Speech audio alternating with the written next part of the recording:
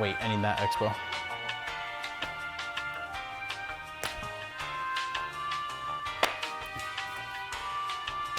Welcome back. I keep saying it's been a minute. Last week, we weren't just goofing off. No. We were getting down to business, making this bad boy right here. This is the paw print, our second edition of the semester. Take a look at that. Take a look. It's a beautiful one. At that. We have some leopard print. No, that's not cheetah. That is leopard print. There is a difference. Get it right. There is a difference. Our opinion editor, Rachel, can talk your ear off about it. There is a huge difference. A lot of good stories in here. We have the fight and future of payments for student athletes. It's my story. I think, not to be biased, but I think that's the best sports story in there. But We have the first time out. You know that big dog running around at all the sports game? Not the live mascot, Mm-hmm. but the big one. The big one. Did you know the history biped. of the original timeout? I had of no how it came to idea. be? Neither did I. I don't think a lot of people did. So you should read it. So that's you a should good, probably it's a good story. go pick up one of these bad boys at one of the many stands we have around campus. And, of course, you can check out the full stories online if you cannot find a print, because these bad boys, they went quick. Oh, yeah. They're free, but they went quick. And, Very of course, if you want to figure out what happened September 17th, 40 years ago, 1988, you can also read what happened with the Dogs over in Bulldog Stadium. They won. So, take a trip down memory lane, the paw print. That's what we were working on all of last week. Takes a lot, takes a village, but that is out, so be sure to pick up a copy and go through that. Now, we are back. It's Monday. Everyone knows that Collegian Cooldown is back. Lots going on in the sports world. A lot of sports. And, I mean, it's just that time of year. The leaves start to change. All the sports start to ramp up. MLB ends, and NFL's getting into full swing. NBA and NHL's coming back. It's just the best time of year to be a sports fan. Yeah. They have that song about Christmas. No. Nah. It's this period, fall, that transition later on into winter. There's a lot going on. Yeah. Late September, October. Starting to cool down, and then I'll be Absolutely. wearing my quarter zips as usual. I know you guys been missing that. So what's going on in the sports world? MLB is wrapping up. 6 games left. Well, maybe left. maybe a seventh in there. Yeah, Maybe a seventh. Who knows? Shout out to Isaac. Of course, he wasn't here, but he would be rolling on the floor laughing. So I'm glad that you were able to throw one of those jokes in here very early. Gotta throw a dog a bone. Of course. Bulldog. So MLB is wrapping up. Aaron Judge and the Yankees are. I think they're gonna make it, right? They could be playing some playoff baseball. How long that playoff baseball will be? Probably 3 games, maybe 2. I don't know. I don't know if they're gonna make it past the wild card round. Well, yeah, we'll see how Aaron Judge. Aaron Judge is gonna put the team on his back no matter what. It is just.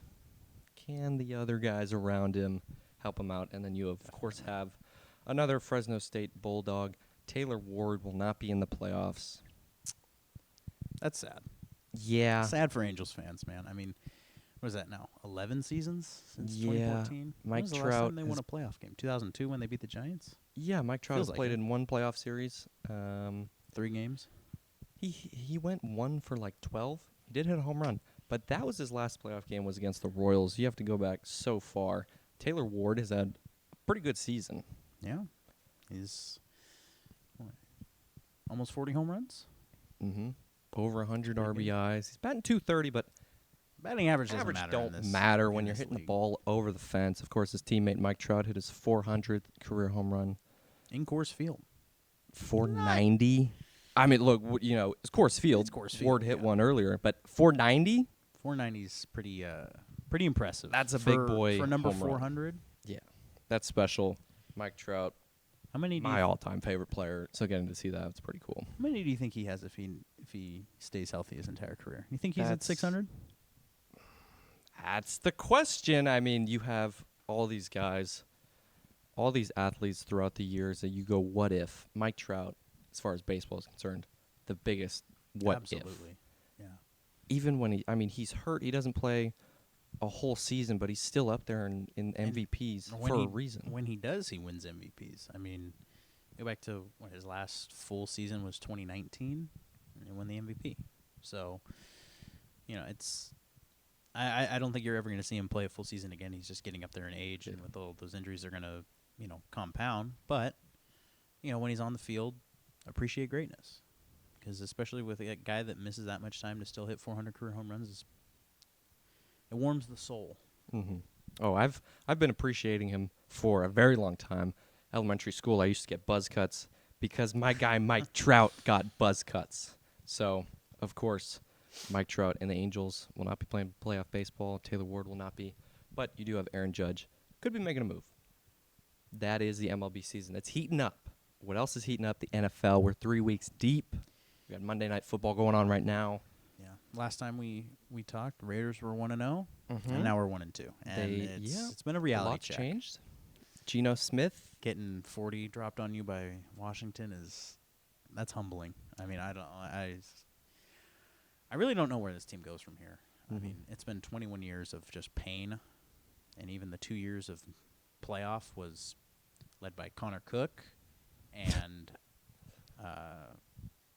the Cincinnati Bengals.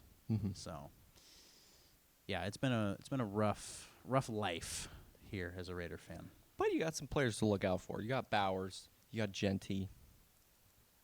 Trey Tucker, baby. Trey Tucker. I mean, who else are you going to talk about? It's just there's not a lot of talent that headlines this roster. The defense has solid pieces. You got Max Crosby, but Malcolm Kuntz, Isaiah Pulamau, but it's been a revolving door of just mediocrity and mid, and then bad. I wasn't a big fan of the Pete Carroll hire. Really think he was just too old, kind of a bridge hire. Kind of forced it because I don't think he's going to be a guy that lasts after his 3-year contract is up. He's going to be 76. Cool. Yeah. Honestly, though, looks great for 73. He can still move. Oh, I mean, put him outside. Like, our receivers need help. But, that Monday night game against the Chargers was kind of hard to watch with Geno throwing 3 picks. Mm-hmm. That was on print night. It was. That was going on just over there. There was a lot of moving parts at that time of night. Yeah. But, yeah, and then just too many mistakes against Washington. We get to come home week 4, but I think we're just gonna chalk this one up again and try again next season because we're already to that point for some teams. It's going into week 4. Might be, but I don't want to speak on behalf of you and Raiders fans, but we've seen it before. Just know that if they win week 4, we're so back. Right. Of course. I mean, absolutely. Nothing. Of course. 1 week changes everything. Why else would I be a rational fan? Of course. I mean, you would be a bit crazy to think that a win in week 4 doesn't change the entire outlook of the season and future of the Raiders. But yeah, NFL's heating up. Got a lot of good games, good matchups. Maybe your team's winning, maybe your team isn't. Maybe your fantasy team is winning, maybe your fantasy team isn't. It's early. There's a lot of moves to be made. There's a lot of ball game left. Definitely. Well, I'm currently fighting for my life in our office league. Mm-hmm. Probably going to be down 1-2, just like the Raiders. But they don't call it a comeback for nothing. I've been known to pull off a fantasy comeback once or twice. Yeah. But I need Mark Andrews to lock in. He's gotten me 2.9 points this season. Not through one game, through 2 games. It's been 2.9 points. That's simply unacceptable. But you know what else is unacceptable? Losing to the Browns. Okay, well, I didn't know we were going. We were going there. I was with you, and then you throw a dagger right there. Don't appreciate that, but look, it's a slap in the face. It happens early. We flush it. We move on. Okay, I mean, it's the Browns. Right. Yeah. Right. Yeah. What happened? We can turn this Collegian Cooldown episode into just a rant about our sports teams and the Green Bay Packers. I'm not going to. Okay. Okay. Shout out to Evan Williams, former Fresno State Bulldog. Shout out. Aaron Mosby on the practice squad. You know, we're not going to do that. Okay. We're moving on to our next portion. Conference is starting in college football. Let's get the train back on track. All right. Conference play started. Fresno State won. 23-21. For a lot of that first half, it was a baseball score. It was 2-0 at one point. That first quarter was maybe 15 minutes long. Yeah. It was 9:30. Game started at 9:00. 9:30, and it's halfway through the second quarter. I'm like, what is going on here? Yeah. It was a very quick first half. And then, it was a baseball score for the majority of it. And then just weird, wacky moments between special teams and the offense and the defense and the referees. It was interesting. Very interesting calls. I'm kind of glad I got to write the column this week. We've been switching back and forth. I saw they went to replay. What? Yeah. I mean, they had the backwards pass. Now, I will give them credit. They did the right thing in letting the play. You let the play go. Okay, we've seen it. When in doubt. Right. You let the play go. It's a scoring play, so you obviously have to review it. They review it, a pretty quick review, too. I thought it didn't take a whole lot of time. And they go, all right, it's been confirmed. The confirmed call is crazy. Because, you watch the broadcast, and maybe it's because the camera's at a bit of an angle, or I don't know. It really looked like, if not forward, at least straight, to where you at least let the play stand. I don't think you can confirm that call. Yeah. There is no definitive evidence that was a backwards pass. And they didn't have a whole lot of angles going. They had, looking backside of Luke, but, even from that angle, it looks... Yeah. Warner's going this way. I mean... Because right here, it's going that way, not so. I mean, Warner is moving backwards, so I don't know if there's, some weird nuance rule with that, but it really felt like... that could have been a turning point in the game. Yeah. And, credit to the Dogs, they didn't let it happen. They came back, scored a touchdown, made it 9-7 going in a half, and they locked in the third quarter, played some solid defense, and a slight little okay in that final couple of minutes of the fourth quarter. I'm sure if you were watching that game, if you found a way to watch that game, there's another thing.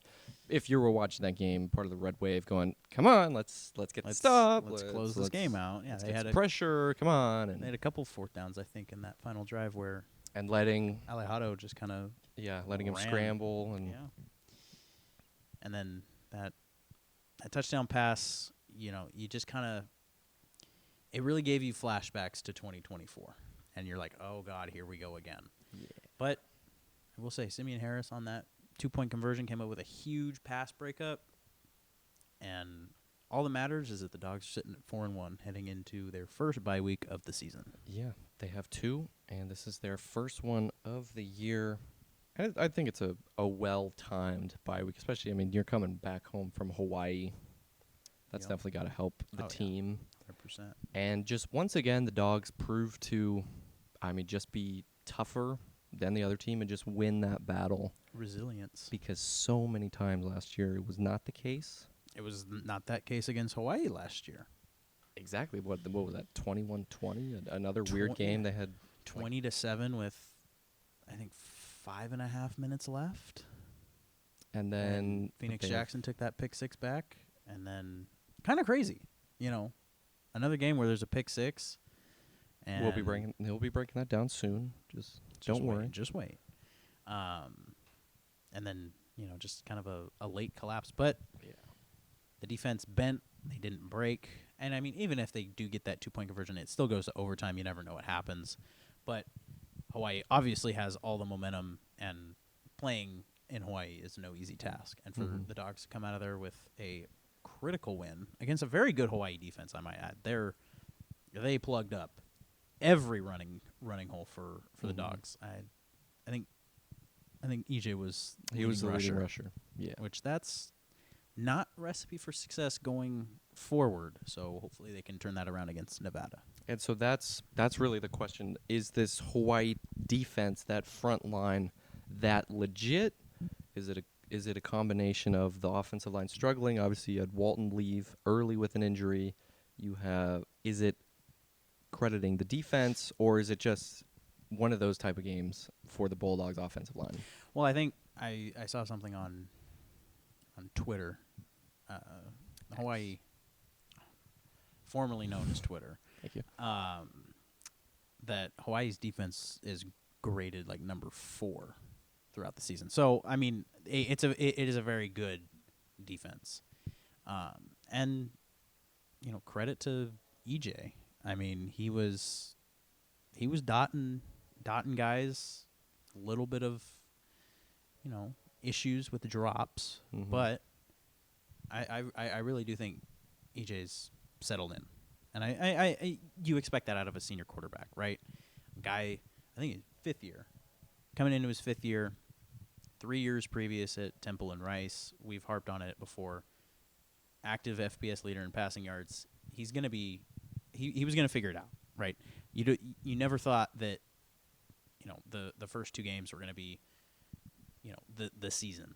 And, he got the monkey off his back against Southern, added 3 others, and then continued just into last week. And, that's 2 games now without an interception. He's now got his touchdown to interception ratio even. So I think he's on that upswing, and it's not going to get any harder next week. With how good this run game is, you don't need E.J. Warner to be all worldly. Yeah, you don't need him to throw for 600 yards. Right. This is not what the team needs him to do. This isn't what the team wants him to do. They're going to run the rock, and they need E.J. Warner to be efficient and make the right throws. And he's doing that. I mean, just a couple of days ago in Hawaii, he was making very good reads and putting the ball where it needs to be. Very accurate. Those 2 instances where I talked about in the column with Freeman, I mean, I watched those and just... The first one in the end zone was kind of tough because Freeman had to go up and get it, but he put it in a spot where the DB couldn't get it. If Freeman comes down with it, that's great. But, if not, it's just a field goal attempt, which was not the Bulldog strong suit. We'll get into that in just a moment. But those 2 throws to Freeman in the end zone, it's away from the DB. It's only where he can come down with it. He didn't. But, I mean, those were...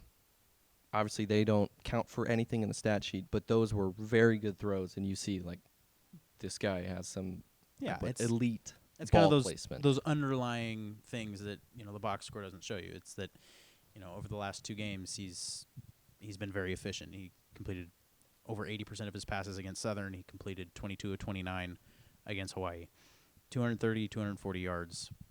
That's more than plenty for the Bulldogs this season. I really think that he's turned a corner. I don't know if it's, something coaches have done, if it's just the confidence that Matt Entz has shown him. It's just been really refreshing to see competent quarterback play return to Fresno State. Are we saying competent quarterback play was not the case last season? No. I'm just saying it's nice to see it come back. Okay. And E.J. Warner's not afraid to use his legs. I mean, he was the leading Absolutely rusher. Not. Being able to get out of the pocket, escape pressure, and go for some pretty good chunk plays. I mean, those on 3rd down, they are just crushing for a defense. You have that stop, and you got E.J. Warner running for the first down. Especially because he's not known for his legs, so they're not going to, game plan a spy, or they're not going to, game plan contain. Especially if they give him man like he did against Oregon State for his touchdown run. It was man, linebackers cleared out. He had the entire field from line to goal line. Or why not take the free real estate? Yeah, I mean, last year with Mikey Keene, never saw him run. that was, if it's not there or if he has a lane, he's going to try and fit something somewhere. That's what he did. Last year, I always thought that he could have, you don't have to be the fastest guy. You just find your pockets and go there. Just need 4 yards every play. E.J. Warner isn't afraid to say, hey, these are my reads. They're not working. Let's put my head down, get a couple of yards. And he's been getting some chunk plays on the ground, which is, just refreshing to see for all the Red Wave. And, further moving into this conference play, 4-1 with this schedule so far. Bulldog fans have to be ecstatic about that. It's a positive. They go into the bye week. They get to rest up. Little nicks, bruises get to heal up. I don't know if Braylon Walton's going to be healed. We don't have total confirmation on that yet, but it didn't look good. Yeah. That was a scary moment for the freshman from Clovis. So hopefully he heals up. But you go into the bye week. You've got Nevada at home, and then you go on the road. It's kind of just an interesting schedule where it's home away, home away. There's no real homestand. There's no road trips for this team. So it's a nice little balance for the Dogs to kind of get into a little rhythm where, okay, we're home, now we're traveling. So at home against Nevada, on the road against Colorado State, you want to see them probably be 6-1 coming home from Colorado State. That would be, to get bowl eligible in 7 games would be just best case scenario for the Bulldogs. Because then it's not only bowl eligible, you're now thinking Mountain West Championship, last one ever for us, yeah. And you have Colorado State were, I think, picked second to finish in the conference, and they lost to UW, which, Big Ten team. Okay, you got a nice little payout from UW probably.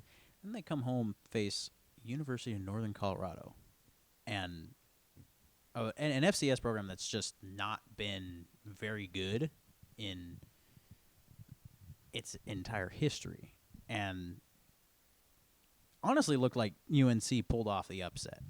The refs kind of came back and said that it wasn't a catch with, I think it was like 10 seconds left. So Colorado kind of got bailed out there, and then they have a week off, and then they play UTSA and lose at home. So, is Colorado State a little overrated, or are they just getting a slow start? We'll see. I think they have San Diego State and another team at some point. Forgetting who. But I know they do play San Diego State at one point before they play the Dogs on October 11th, I think, is the day. Sounds about right, yeah, because next game's 4th. Sounds about right. In San Diego State, they got some good running backs, too. They got a nice combination. How about San Diego State shutting out Cal? 34-0. A lot of weird stuff has been happening, but San Diego State could be a good game for the Dogs when they do come to town. October 25th. Special day. Battle for the old oil can. Special day. Doesn't really matter. It's my birthday, but doesn't matter. Okay, bro. It'll be an interesting game and a matchup. And you spoke about UW. University of Washington has the. Are they tied now? They're running back tied with Luke for the most touchdowns in FBS. I think he leads. I think he leads, maybe by 1. So there's a battle going on. Rayshawn Luke, who is listed as the RB2 for the Dogs, is second in FBS in touchdowns. Pay dirt. I'll take that. You take that. You don't. Just the combination that they have, the talent from top to bottom. You have Donaldson, who can start anywhere. Luke, who can start anywhere. Oh, and by the way, you have Elijah Gilliam just sitting there. You have Arsenault. There's just so many different options. But this O-line definitely needs to use this bye week to get healthy and work on some things, because the start of the season, they got outplayed. Oh, yeah, they did. And their inexperience sort of showed. But now you're losing. You already lost I mean, you might lose Walton. Could be out for the year. You don't know. Just based off of when they brought the cart out and the way he was put on the cart, putting no pressure on that leg. I think you kind of just have to assume, but it's just next man up. They've done it before. I don't think that line is gonna be down on themselves. I think they're gonna step up and they're gonna continue what they're gonna do, and they're gonna make holes for Donaldson and Luke and Ramirez and Gilliam and Arsenault and everybody in that running back room. Mm-hmm. They lose McCarg early. They may lose Walton, so it's just next man up. Whoever can fill that role. I mean, they're calling on. They might have 2 guys down pretty early, but we will wait to see how Walton is rest of season outlook. But the Dogs are in a very good spot this time of year. 4-1, middle of conference play. They're on their bye week. This is a near perfect situation. If they somehow won in Kansas week 0, then you're looking at the playoff at that point. Right. Which, it would have been great to come out of Kansas with a win, but for how they've turned it around since, you can't complain. Great position to be in. And now we're gonna break some down. This is your first time with the Coach's Corner. We showed off our latest segment 2 weeks ago, Coach's Corner, where we broke down what was the game-winning play in Oregon, Jakari Embry's pick 6. We have a new play now. Nolan? 1 or 2? Or we'll see. We'll see. We'll see. We want to tease them a little bit. So we have a play or 2 that Nolan will be showing us in the Coach's Corner. So why don't we go over to the old Coach's Corner, and Nolan's going to break this down from a fundamental standpoint. That's a catch, Des. Welcome back to Coach's Corner. Today, we have E.J. Warner's first touchdown pass as a Bulldog. We're going to break this down from an analytical film perspective. Right. E.J.'s in a shotgun formation. Bryson Donaldson to his left. 2 receivers right, none left. Eyes are going to stay on the right side all day long. Nothing on the left happening. Now, green is Southern. We have 58 and 7. Those are going to be the key players here. We have 2 tight ends, 1 running back. We are in 12 personnel here. 84, Ezekiel Avit's going to run in a little out route. 19, freshman receiver Harold Duvall is going to run a go route to the end zone. We're going to snap the ball here. EJ's going to get the ball, no drop, straight out of the shotgun. Bryson Donaldson's going to come up into the pocket. He's going to set a chip block on 58 as he's going to come through free, pretty much. He's going to get a little bit of contact from the guard, almost said tackle, from the guard, but he's going to have basically a free rush to the passer. Donaldson's going to come up, chip him just enough to give EJ enough time. Now, as that happens, EJ's eyes gets the ball already looking right. Already knows that he's going to want 19. He's going to get outside leverage on this corner. Corner's going to look back, lose 1 step. That's all EJ needs. He's going to float it, put it right into the bucket of Harold Duvall for his first touchdown as a Bulldog. Freshman receiver, first touchdown for EJ Warner, 5th-year quarterback. Here we have play number 2. I told you we were going to have 2 plays today in Coach's Corner. We have Kavion Thunderbird's pick 6 with about 5.5 minutes to go in the 4th quarter of last week's game against Hawaii. We're going to have 6 men up on the line. Are they blitzing? No, they're not. We have Finn Claypool on the edge, Jaden Pearson and Kavion Thunderbird as the linebackers who are going to come in, bluff that they are blitzing. Now, they're going to come in as the snap comes out to Hawaii quarterback Micah Alejado. They're going to push the lineman back, but then they're going to fall back into coverage. Key thing about this, Alejado's eyes are always looking to the right. Nothing on the left side of this play matters. He's always looking right. And the time to throw on this play was a staggering 1.78 seconds. a very quick developing play. So Thunderbird and Pearson crash, then they drop back into coverage.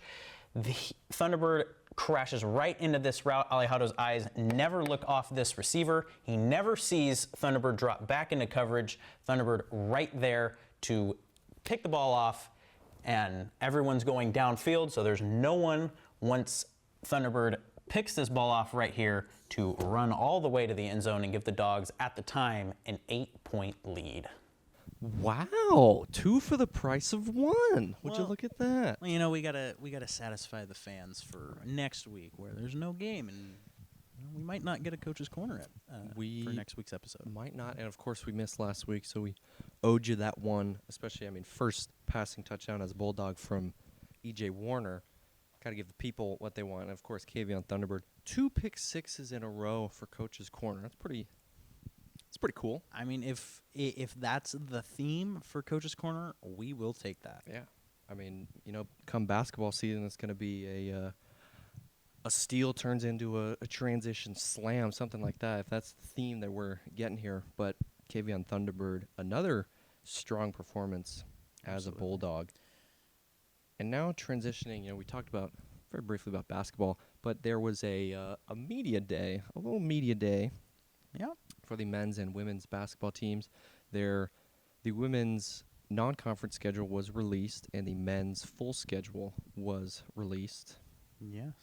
It's going to be interesting. Final year in the Mountain West. Yeah, and I think the most interesting thing for either schedule is that the men's basketball team opens up with 7 straight at the Saymart Center. That is a lot better than the 4 in total they had last season at home. So maybe a little bit of home cooking to get them started early, and maybe they can get more than 6 wins this season. Maybe. We will see if that dribble drive offense from Coach Wahlberg is in effect. I mean, last year was really... I mean, I give him the benefit of the doubt, because you need all hands on deck for this to work. You need to be rotating fresh bodies. And when you look at your bench and you see 5 guys in street clothes, 2 of them dressed out, you can't rotate at all. And because, I mean, dribble drive, you got to be pressing up. This is a defensive-minded coach, and you got to be able to rotate, because guys can't play like that For 48 minutes. They can't play like Patrick Beverly for This is that not whole Tom time. Thibodeau. This is Right. not Tom Thibodeau. We're not sending guys out for 50 minutes in a 40-minute game. So you need to be able to rotate. So this year, a lot of new faces, some overseas talent. A lot of I think they have 4 French players, a guy from Italy, a guy from Slovenia. So it'll be a nice diverse group. But the most important thing is that both men's and women's basketball returns on Monday, November 3rd for a doubleheader at the Saymart Center. Women's starts at 5:30, men's at 7. There we go. Basketball will be back in the Saymart Center, possibly in the Selland Arena. There's whispers out there that they're Rumors. trying to get a game in the OG arena. We'll see how that goes. But, I mean, Wahlberg, you can only go up from here, right? Yeah, he did say that he's been in the business for 48 years, and year 47 was his hardest. So, I mean, just a lot of weird circumstances surrounding this team. You know, you don't expect to kind of have to deal with what they had to deal with. If you don't know what we're talking about, we have plenty of stories available at fscollegian.com to read up on what happened with the men's basketball team last year. And it didn't just stop at Fresno State. It stretched out to another Mountain West opponent over at San Jose State. So there's just so much going on. There's a lot of moving parts here, yeah. And so we'll see how he's able to move past that and move on with this, I mean, a brand new team. What's your non-conference game for men's? I know your answer, but Woo Pigs. The what? Woo Pig. Oh, come on. Arkansas. Oh, my goodness. I'm sorry. Okay. Yeah, there we go. Coach Cal Okay. That's it's been a day. It's been a Monday. It's been a while. It's been about 6 months since basketball was last played. So Calipari, a legendary coach Fresno State gets to go up against. in a neutral site, by the way. Right. It will not be. Yeah, it won't be at Arkansas. I mean, last year getting to watch the Dogs play a very good team like BYU, who got the highest rated high school prospect, but now going on to Arkansas. It's a big program who had a big win in the March Madness tournament last year. They made it Sweet 16 or Elite 8. Because they beat St. John's. They had, they played Kansas round 1, beat them, beat St. John's. They might have got, did they win in Sweet 16? I'm not sure. We might have to fact check that in post. Yeah. All I know is that I did have Arkansas moving on out of that first round. St. John's, the dark horse, as shout out to Alexis from last year. But Arkansas was a good basketball team, and getting to play them, I mean, that can only be a positive thing. Semi early in the season, yeah. Mm-hmm. Good test heading into the Mountain West Conference schedule, where they open up at UNLV and then come home to play Utah State and Nevada. So a tough 3-game stretch to open up Mountain West play for the Dogs. But, if they can win, 7 games, it'll be an improvement from last year. But obviously you want this team to, build a lot of momentum going into the Pac-12, where they're going to face, they're going to have tougher opponents. They are probably going to be the weakest basketball program in the new Pac-12. Could be. There is always Air Force that was also pretty bad last year. But, of course, the Bulldogs were very behind the pack last year. Yeah. And we'll see how that move to the Pac-12 goes. Does Wahlberg go with them? Who's staying? Who's going?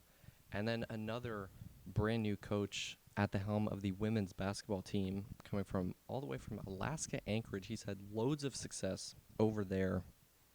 And some new you had one of the biggest names leave last season, Mia Jacobs. They had a couple other players leave. And so we're seeing 2 different programs. I mean, at the end of that Mountain West tournament last season, you're thinking, wow, this team, for the women's team, they made a great run. They got to the semifinals. They got taken out by Wyoming. Nothing but positive things to say. Absolutely, yeah. Coach leaves. You have all these transferring out. But you do get a brand new head coach. And like you said, a very successful one in Ryan McCarthy, who just, all he did at UAA was just win basketball championships. And that's something that he mentioned in his media availability today, was that, he can't come in and say, hey, we're going to win championships. This is going to be a layered process. It's going to be a program building year this year, kind of getting the reputation set, going into the Pac-12, where you're going to have good programs like Gonzaga and Oregon State and Washington State that, Oregon State stole a WCC title from the main contenders last season. So, it's no easy walk for either basketball program going into the new Pac-12, especially for the men's with Gonzaga men's, who's been in the tournament forever. It's just going to be a big year. It's going to be a critical year. And in this start for both programs is going to be critical, but more or less for the men's, just based off of how last season ended for them. Yeah, this is a huge year for just athletics in general, for Fresno State, for all these Mountain West teams moving to the Pac-12, because there was a whole lot of decisions to be made with coaches. Do we want them moving on with us? Are we leaving them behind in the Mountain West? Because the Pac-12, you don't move there unless you're trying to win, unless you're trying to do something and make something special. And so we'll see. I mean, with baseball, obviously they extended their coach, so there's decision-making to be had. And Wahlberg, I mean, there's no way to go. There's nowhere to go except up. But how much improvement is enough for Classy, for all of Fresno State to say, okay, we're going to continue on with you, lead us into the Pac-12. And then on the other side with women's basketball, despite all of the pieces that they lost, I mean, after that tournament, they're just in two different areas right now. They were, middle of the pack, on the up and coming, and now they get this new piece, the chaos. Because, mayhem. I mean, there was mayhem last year on the men's side of things, but now you have the women's bringing their own style of mayhem on the court, not off the court issues. And so it'll be exciting to see how both these programs move on this season, but also you're looking ahead to a couple of years. Are they contending for Pac-12 championships? You sure hope, but their one decision to hire a new coach has worked out so far with Matt Entz.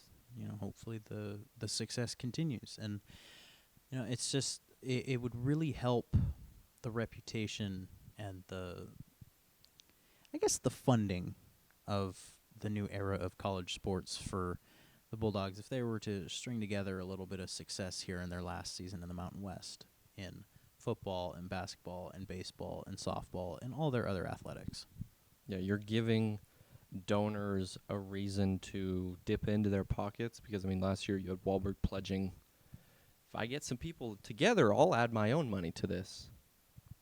So, but in order for people to gain that traction and to have confidence in, I'm going to be giving this money, this donation, there's got to be wins and some sort of success. I mean, you can't turn around a season like they had last year into a Mountain West championship, but you can definitely compete, find ways to win games, and maybe win at least the first round of the tournament. Yeah, win a tournament game, string together some conference wins. I mean, I'm looking at the schedule, and, I mean, if we're going off results last season, every year changes, but, like I said, the first three games, UNLV, Utah State, Nevada, top 5 teams in the Mountain West last season.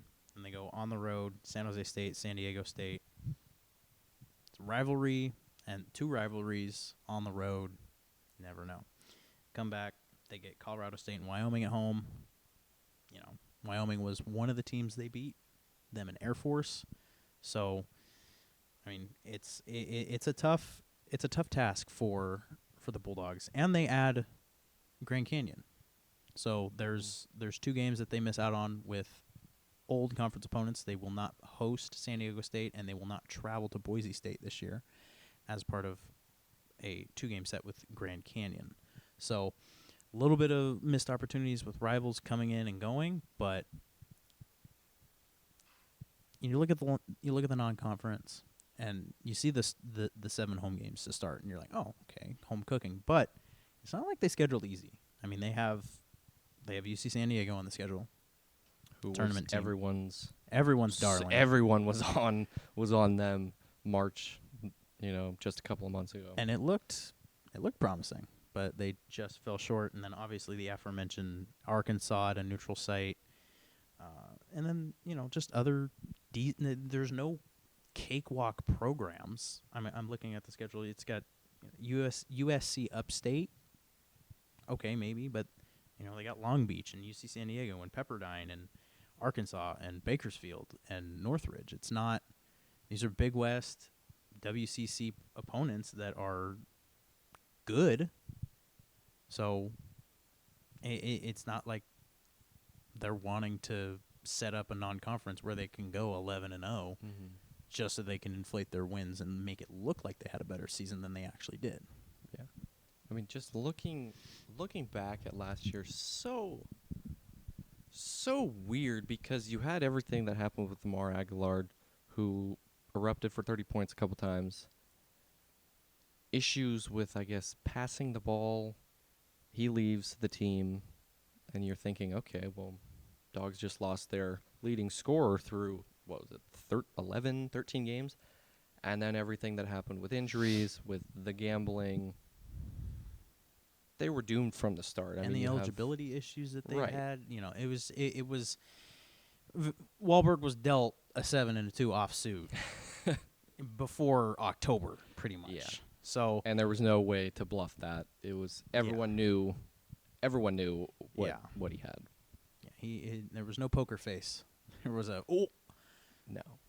So you're just looking for a little bit of success, and it may be hard at first with all the newcomers and the language barrier that they're going to have to overcome with all these international players. But you just want to see a little bit more success, and you want to see improvements in areas from last year where closing out games was an issue. Rebounding was an issue. There was, I think you wrote a column about that last season. I did, and now that you mentioned that, that's starting to bring back the memories of writing that in just every single game. Dogs out rebounded by nearly double. Dogs out rebounded by nearly double. And they were a smaller lineup because of everything that happened. But there's also, it's easy for me to say as an outsider, but effort plays a huge role in rebounding. Height isn't the only reason why you get a rebound. Right. You see guys that are much smaller, box out and get rebounds and hustle.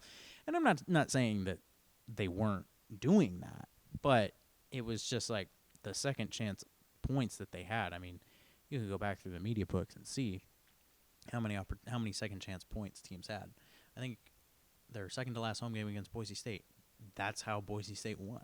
They were close. They were in the game, and at the end of the game, I looked at the media book, and they had like 50 second chance points. I mean, that's just unacceptable. Mm-hmm. You can't allow that as a defense. First round of the tournament, they played Nevada, and I'm forgetting the name of their center, but he just had a field day. Just getting in there, using his body to come up with these rebounds. That's what you got to do. You have to show effort, get in there. I mean, you look at Kevin Love isn't the tallest guy, and was never the tallest guy in the NBA. Dennis Rodman, Charles Barkley, those are all one of the greatest rebounders. Charles Barkley and Dennis Rodman, two of the greatest rebounders ever. What do they have in common? They weren't short by any means, but for the position that they played, they were short. Yeah, they were undersized. But the effort, using your body, get some elbows in there. Yeah, I mean, Charles Barkley had some extra mass, for sure. Right. But use what you can, show some effort, and just get inside, because there's so many times last year where just second chance points, because second chance points, a whole lot of that is effort. Offensive rebounds, that is an effort. If you're not going to be tall, be hard to move. That's it. Get a good base. Get low. Just box out. Just box out, man. That's all you got to do. Just box out. I mean, that's middle school basketball fundamentals. I was box out. One of the shortest kids out there. I'll get in there. Why not? Show some dirty. Effort. Get down in there. Why not? Exactly. We'll see how the Bulldogs do. We're still a whole month away, a month and some change away from the opening. Dare I say, like 6-7 weeks? Dare you say yes. Okay. Well, why don't we talk about some sports going on right now? Another Save Mart Center team. Volleyball. Not the hottest start. No, but they had their first home tournament, and then they went up to Sacramento to play in the Central California Challenge. And this is a good team. They have the skill, they have the ability, they have Addison Haluska, right? We're gonna harp on her every single day, every single podcast, because Mountain West Player of the Year, preseason Player of the Year. So for a reason. But yeah, they come into Mountain West play at 4-7. And in those 7 losses, 6 of them have been via the sweep. And that's not great. You want to see, fight. You want to see battle. But good news about that is that when they do win a set, pretty high odds that they're going to win the match. They're going to win, yeah. But, we harp on Haluska just because she's the known piece. But after going to that tournament 2 weekends ago, Jenna Legault, Gabby, and Olivia Lombardi are going to be players that are, going to be key contributors, and freshmen Brooklyn, Washington is a force to be reckoned with up top. So I think, they get into conference play, more familiar opponents. I think they open up against San Diego State on Thursday. So, yeah, it'll be a good match. A little rivalry to open up Mountain West play, and new season basically. You're 0-0. Get off to a good start. You're 1-0. Exactly. Getting off to a hot start is always helpful, especially against these conference opponents. A historic rivalry. San Diego State, those Aztecs, man, you want to beat them any chance you get, and they will have an opportunity this Thursday in the Save Mart Center at 6 p.m. So head on over there. There's no football game this week. Oh, yeah. Head on over to the Save Mart Center. Perfect opportunity to go watch some volleyball at the Save Mart Center. It's not going to be super hot, but, still, you want to stay cool? Stay inside, go to the Save Mart Center. Why not? Bang. Why not? And now moving on to the golf team. We have men's and women's golf going on right about now. The men's team, they finished 6th at New Mexico's home tournament. And you had some younger guys leading the pack. You had sophomores Vaughn Wesson and Zach Tarter finished T7. 2 young guys up there. That's pretty good. Why not? Yeah.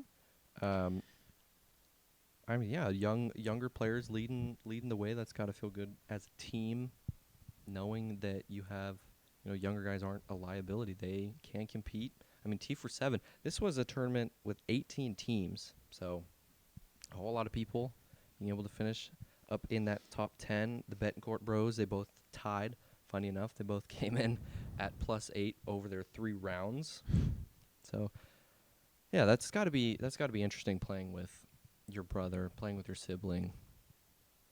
That would be interesting, especially the age gap because of 4 years off, 4 or 5 years off. But they're both coming in. I talked to them last year for a story on because there's so much legacy with the men's golf team, and they want to beat each other, but at the end of the day, they're their biggest fans, and so they both came in at +8. Moving on to the women's team, they finished up again a tournament hosted by Washington this past week, and they are headed to Washington this next week for the tournament hosted by Seattle University. So just went there, came back. They're back over there now.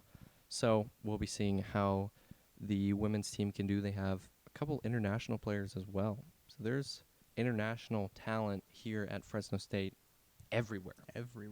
You look at all the sports. They have people coming in from all parts of the world, which is so interesting to see. And we'll be trying to work a story together, especially for this women's golf team, to talk about their story, because you have, I believe, from Korea, from South America, and also Germany, I believe. So there's so many different areas. And this is just the women's golf team. There's so many people on campus that are international students, and especially athletes. It'll be interesting to hear their perspective. Yeah. I wonder how they sell Fresno. Yeah. That would be an interesting story. How coaches sell Fresno to international students, because I mean it's not San Francisco, it's not LA. No one's talking about Fresno as, a key part of America internationally. So it'd be kind of interesting to kind of get that perspective. I feel like the thing you always hear is like community, the Valley, a place that feels like home, even if you're not from an area like Fresno. It feels like home. It feels like a sense of community, and I think that's very important for people, especially traveling. I mean, they're coming across the world, finding a place where there's a community, there's a sense of home, and a place where you belong. I think that Fresno and Fresno State definitely offers something like that for athletes and just people in general, because you see so many people, whether it's they're commuting here or they're coming from out of state, they pick Fresno State for a reason. It's because of that togetherness and all that. I'm just lucky Fresno State picked me again after I denied them the first time. So I'm very, very grateful for a second chance. Second chance you right here, Fresno State. And another team going on right now, the soccer team, they had a successful road trip. Yeah, they got 3 wins. They went 3-1 on their road trip. They had a bit of a rocky start against Bakersfield, losing 4-1, but wrapped up with 2 big wins in Texas against Texas A&M, Corpus Christi, and Texas State, and then came home and played the Oregon State Beavers. So, and they tied 1-1. So they got a goal on their home field for the first time this season, but they're still searching for that first win. They're 0-1-2 on the season at home. 3-1-1, I believe, is, if my math is correct, for the road record for the Bulldogs. I forgot. Go ahead. I was just going to say conference play for them starts also on Thursday, but they are on the road at UNR. First home game next Thursday, October 2nd, against SDSU. What is it with our other? Everyone wants to start the season off with the Aztecs at home, I guess. Which, I mean, October 2nd, pretty special day, if I may say so. Oh, it is a special day. There's a lot of special days going on. Yeah. What's happening October 2nd? I think maybe my birthday or something. Oh, I don't know. Are you feeling 22? I don't know about you, but I am. Okay, there we go. Well, there's a lot of special days in October. Going back to the Oregon State, I forgot to mention this. An Oregon State soccer player made a TikTok. I saw that. You saw that? Yeah. With the sound sort of trashing on Fresno. Yeah. Which, are they not going to be in the Pac-12 together next year? Wait. So Fresno State's moving to the Pac-12. Oregon State's in the Pac-12. Pac-2 right now. Yeah. So they may want to get comfortable with Fresno. Yeah. I mean, unless their WCC contract is still up, because I know their basketball programs are there, and I believe their men's programs are, but I don't know about women's. I'm not sure. But yeah, I feel like they should at least try to get familiar with Fresno here, because they might be making that trip a whole lot more often than that TikTok may. Yeah, I don't know if we can show you the TikTok, but it was one of the soccer players talking with like a coach or another player saying like, where are we? It's Fresno. Yeah, what's wrong with Fresno? You didn't win the game too. Yeah. So, I mean, they didn't lose, but still, you didn't win. But you didn't win, You didn't get and the you win. made the TikTok, sort of bagging on Fresno. So Bad optics, as they say. You can't beat us, so you trash on us. questionable post, but I guess that football rivalry runs deep in between all the other sports. yeah, I think they were a little jealous of a couple weeks ago. Yeah. Well, maybe they just need to find a new long snapper. Tough. Yeah, I said it. Tough. Shots fired against the Beavers, man. You know what? They did start them. Where's the Oregon State Fresno State rivalry trophy? Let's make it right now. What would it be? What would it? Yeah, what would it be? I mean, you got beavers and dogs. What do beavers and dogs have in common? Is that like a trick question? Am I supposed to know? No, that's Okay. we're just spitballing here. Maybe something with a dam or something. I don't know. Maybe like a wood trophy or something. Yeah. With the beaver. Beaver I don't know. Bulldogs. We'll have to think on that and get back to you guys. But that will wrap up this episode of the Collegian Cooldown. A whole lot going on. I mean, just so much going on in the sports world. We're so excited for this time of year. It's just, like I said, it's the best time of year. It's the most wonderful time of the year. We should make a song about that or something. Yeah, I think we should. That's kind of catchy. The most wonderful time of the year. Yeah, I don't think anybody else has done that. We better wrap this up so I can write that down. That'll end it here. Thank you for tuning in. As always, we'll see you next week for another episode of the Collegian Cooldown. We'll have to workshop something with Coach's Corner, because I feel like we have something with this. Maybe we'll flash back. Who knows? Maybe we'll flash back to some other stuff. Who knows? Interesting. Thank you for tuning in. As always, signing off. Have a great day.